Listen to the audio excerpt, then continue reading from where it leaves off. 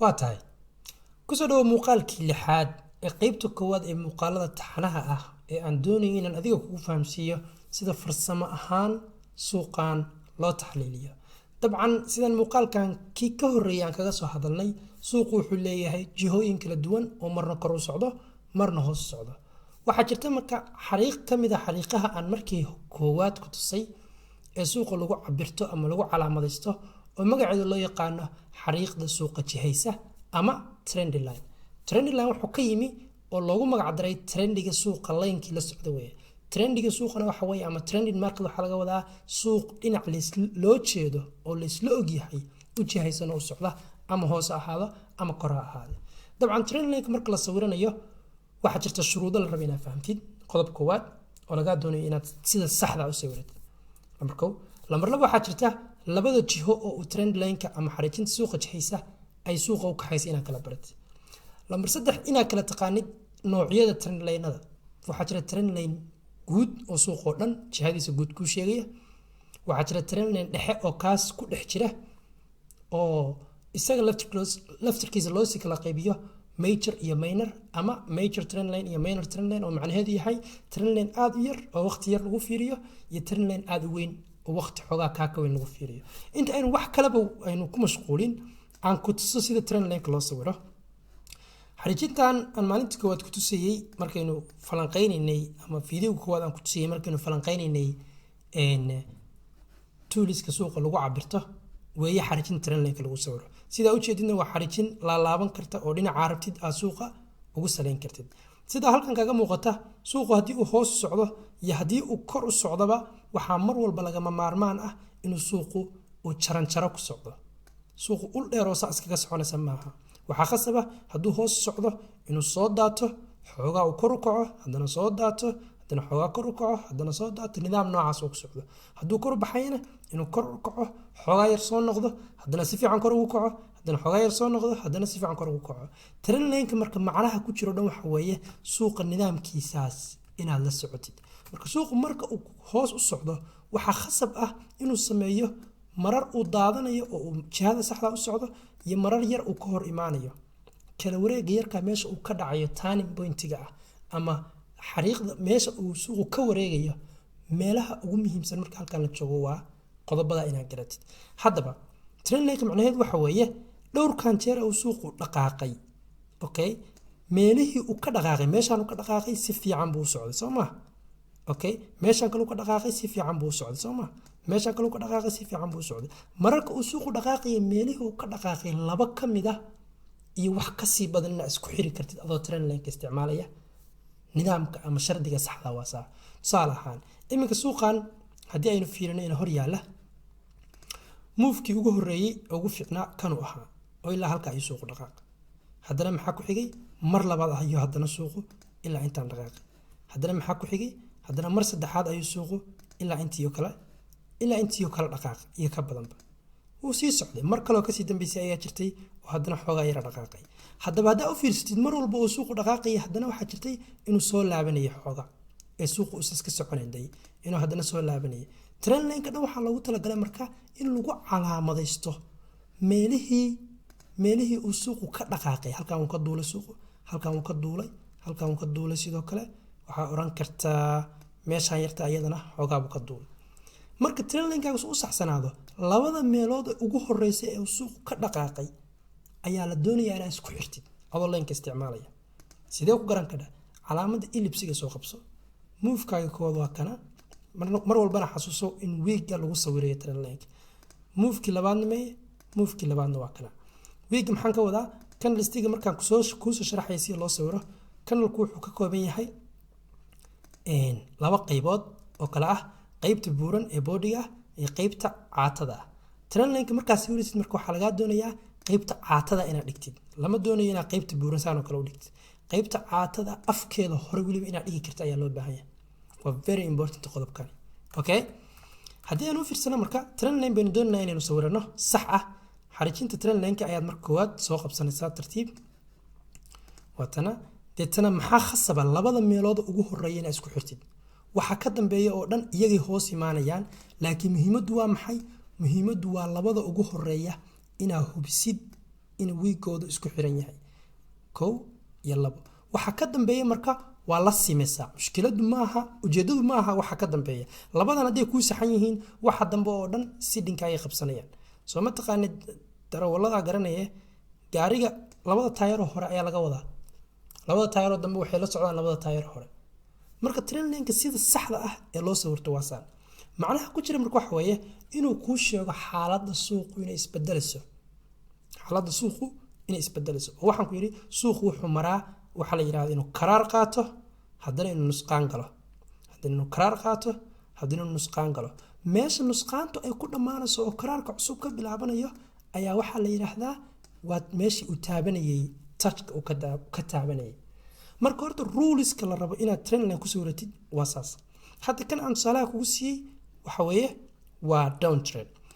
train ka meesha uu ku dhamaaday ee ugu dambeyn la ixtiraam waayay wuxuu u shaqeynayaa hadda marka uu down train yahay train line kaaga wax kala maaha waa saqaf waa resistance ku maxay ahayd suuqa meesha laga celiyo wala soo celiyo hadana iyadii buu ku noqday wala soo celiyo hadana iyadii buu ku noqday wala soo celiyo hadana ugu dambeyntii muxuu sameeyay iyadii buu ku noqday wala soo celiyo hadana ugu dambeyntii wuu jabsaday waa xariijintii supportigii resistancega miyaa ka habaabaysa ama sagxadda iyo saqafka tii sare magaceedu muxuu ahaa tan sare magaceedu waxaa la oran jiray resistance okay maxay ahayd resistance ayay ahayd train line-ka qaybta down train-ka ah ee suuqa hoos u kaxaysa ee hadda sawirkeenan ka muuqata wax kala ma ahayn waa labada xariijimood mid sareysay oo waxaad arki karaa waa xariijintii oo la qaloociyo haddaasaan toosid waxa arkaysaa inay train line caadiyad inay tahay support iyo resistance caadiya macnaha ku jira marka waa maxay waa iyadii oo la qaloociyay si suuqu meesha uu marayo loola qabadsiiyo hadaba maxaan ku yiri in haddii supportigaagan resistancegaagan haddii la jabsado maxay isku bedelaysaa baan ku yiri soo ma xasustid markaan support resistance ka sheekeynay haddii iyada la jabsado maxay isku bedelaysaa support bay isku bedelaysaa soo ma jeedid halkan maxay ka ahayd resistance bay ka ahayd halkan maxay ka noqotay support bay ahayd tanna waa sidii oo kale train line-kaaga marka ugu dambeyn la jabsado suuqu muxuu isku bedelayaa suuqu wuxuu isku bedelayaa waxa la yiraahdo uptrend oo micnaheedu yahay inuu dhinacii kale u dhaqaaqo soo ma jeed dhinacii kale ee suuqa inuu u dhaqaaqo sidii oo kale maxaa muhiim ku ah baan ku yiri labada meelood ugu horeeya inaad focus ka saartid kan koowaad ka soo duulaysid yimida ugu soo horeysa ee uu touchka labaad ee ugu soo horeeya meesha uu ku yahay in this case hadda xageena haddii laba touch ah heli weydid real trend ma haysatid meeshaan laba taabasho ma haysano so trend up ah ma noqon karo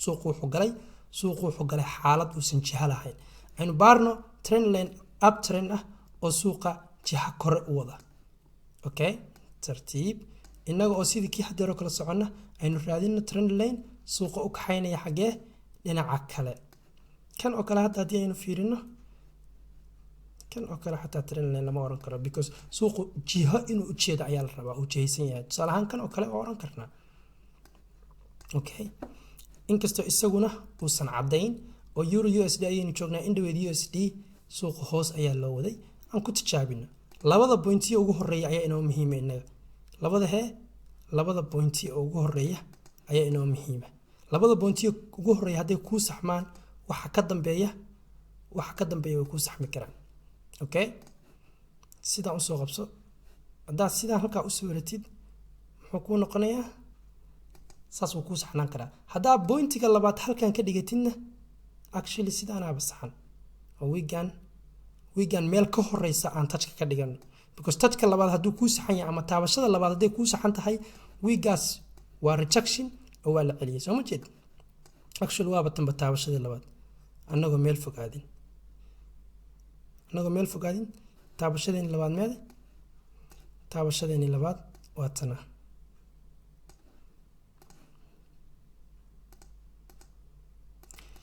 waa sidaan kuu sheegaya iminka marka maxaad fahamtay train line-ka waxaa khasaba baan ku yiri taabashada koowaad iyo taabashada labaad wiigooda inaad ku qabatid wixii ka dambeeyana inaad toos ula qabatisid suuqa iyo jihadiisa ugu dambeyn waxaa kuu muuqanaya marka inuu suuqu uu soo jabsaday train line-keeni inuu suuqu soo jabsaday muxuu markaan oo dhan u dhaqmayay wuxuu u dhaqmayay sidii supportigii maxaan kasoo sheekeynay waxaan ku nidhi supportigu waa xariijin supportigu waa xariijin suuqa laga celiyo oo sagxadii guriga u dhaqmayso oo kale. muxuu ahaa nuxurka ku jiray wuxuu ahaa suuqu markuu halkan yimaado inuu ka noqdo, halkan markuu yimaado inuu ka noqdo, halkan markuu yimaado inuu ka noqdo. haddii la jabsado okay saanoo kale in loo taataabto saanoo kale, ugu dambeynta haddii la jabsado maxay isku bedelaysaa? waxay isku bedelaysaa resistance ama saqaf bay isku bedelaysaa. kana waa sidii oo kale, wax kale hamoodin. maxay tahay? waa support markuu soo laabto, waa support haddana uu kusoo laabto, waa support uu kusoo laabto, waa support uu kusoo laabto. waa supportigii oo kor loola raacayo suuqa. maxaan ku idhi halkaas si fiican u daawaya, marka uu soo jabsado maxaa dhici doona fiiri. maxaan kuusoo sheegay support linekaaga haddii lasoo jabsado muxuu isku bedelayaa baan ku yidhi? wuxuu isku bedelayaa resistance. meesha uu resistancega iskaga bedelay maxay kuu noqonaysaa? waxay kuu noqonaysaa down trend bay kuu noqonaysaa. okay wiigga koowaad iyo kan labaad baa isku xiraysa, wixii ka dambeeya iyagaa raacaya. muhiimaddu waa maxay baan ku yidhi? muhiimaddu waa labada ugu horeysa. okay so number 1 hadduu kan yahay, number 2na waa kana. 1 iyo 2 haddaa isla heshid trend linekaagu saxan yahay. haye xariijinteeni noo ahayd supportiga ayaa resistance isku bedeshay.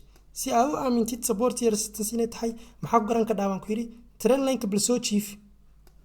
markaa soo jiifsi muxuu noqonayaa fiiri? supportiga caadiga ah buu noqonayaa. marka wax kale hamoodin, waa supportigii oo suuqa lagu qabtay, saa loogu qabtay. resistanceguna maxay noqonaysaa? down trendkuna muxuu noqonayaa? waa resistancega caadiga ah. resistancekeena soo maxasutid suuqa halkan waa iyadii laga celinayay, resistance bay ka ahayd. iyadii oo lasoo jiifiyey oo lagu qabtay moveska suuqa lagu qabtay, muxuu ku noqonayaa? down trend caadi saas ayuu ku noqonayaa. haddaba nidaamkaas ayaa loo sawirtaa trend lineka.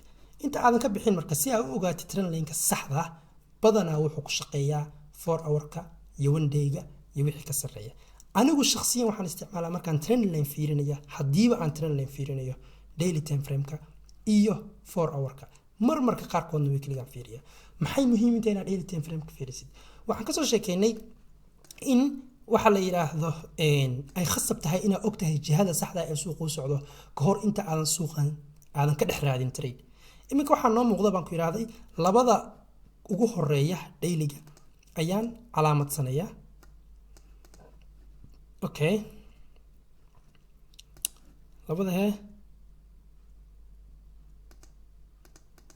kadibna waxaan isku dayayaa inaan iyaga isku xiro. actually touchka labaad waa kana. muhiimaddu waa taabashada labaad, labada taabasho inaad isku xirtid weeye muhiimaddu. okay muhiimaddu waa maxay baan ku yidhi? labadaada taabasho inaad isku xirtid. iminka waxay siinayaa marka in euro USD guud ahaan ay jiho sel ah ku socoto. guud ahaan maxay ku socotaa? jiho sel ayay ku socotaa. soo marka hadhow 4 hour ka imaado, suuqan maanta dhan maxaan ka raadin doonaa? suuqan maanta dhan waxaan ka raadin doonaa fursad sel ah, because jihada guud ee suuqu waxay ii sheegaysaa inay sel tahay. jaanisyadan oo kale ima dhaafeen oo maxaan raadsan lahaa? cilmigii kale aan soo bartay ayaan raadsan lahaa. balse iminka ma rabo inaan ku tuso istiraatiijiyad. qaybtan waxaan rabaa inaan ku tuso sida saxda ah trend lineka loo sawirto iyo inta trend lineka u qaybsamo. mar labaad dheerigii ku noqo saan tusaale up trend ku tuso isagana iyo sida saxda ah ee trend lineka loo isticmaalo. tusaale ahaan let's see.